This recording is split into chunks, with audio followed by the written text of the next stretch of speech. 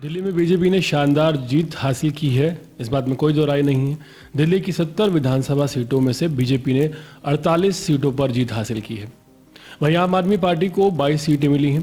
कांग्रेस को इस बार 0 मिला है। दिल्ली की सत्ता में बीजेपी ने 27 साल बाद वापसी की है। दिल्ली विधानसभा चुनाव का परिणाम 8 फरवरी को घोषित हुआ। हालांकि पार्टी ने अभी तक सीएम के नाम का ऐलान नहीं किया है। इसी बीच बड़ी खबर सामने आ रही है राजधानी दिल्ली से, जो कि शपथ ग्रहण समारोह को लेकर है। आपको बता दें, मीडिया रिपोर्ट्स में ये जानकारी सामने आई है कि राजधानी दिल्ली में 19 और 20 फरवरी को नए सीएम की शपथ ग्रहण हो सकता है। 17 और 18 तारीख को विधायक दल की बैठक होनी है, जो हाल ही में होने वाली है, और इस बैठक के बाद सीएम के नाम पर मोहर लग जाएगी। दिल्ली का सीएम कौन होगा, ये बात भी सूत्रों के हवाले से सामने आ रही है। बताया जा रहा है कि 48 विधायकों में से 15 विधायकों के नाम छांटे गए हैं, जिनमें से 9 नामों को शॉर्टलिस्ट किया गया है।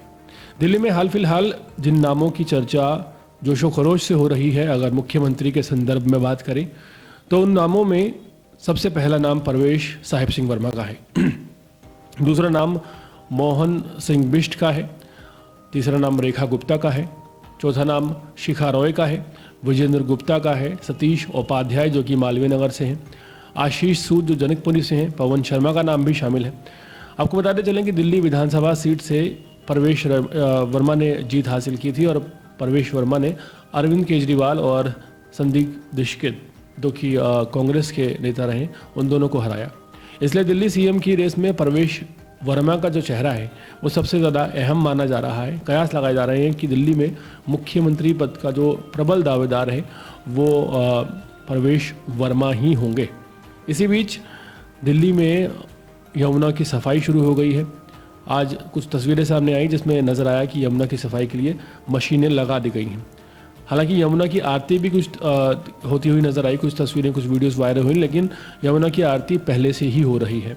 दिल्ली के उपराज्यपाल वीके सक्सेना ने गुरुवार को मुख्य सचिव और अपर मुख्य सचिव के साथ बैठक करी और तुरंत सफाई कार्य को शुरू करने के निर्देश दे दिए हैं।